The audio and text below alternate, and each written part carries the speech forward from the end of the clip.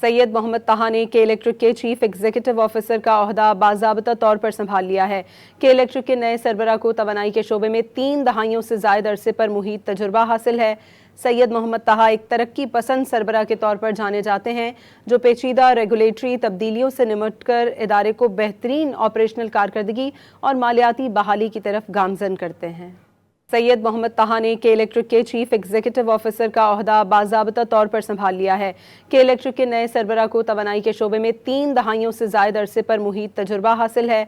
सैयद मोहम्मद ताहा एक तरक्की पसंद सरबराह के तौर पर जाने जाते हैं, जो पेचीदा रेगुलेटरी तब्दीलियों से निमटकर इदारे को बेहतरीन ऑपरेशनल कारकर्दगी और मालियाती बहाली की तरफ गामजन करते हैं।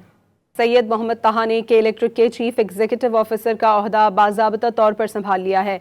के इलेक्ट्रिक के नए सरबराह को तवानाई के शोबे में 3 दहाइयों से ज़ायद अरसे पर मुहीत तजुर्बा हासिल है।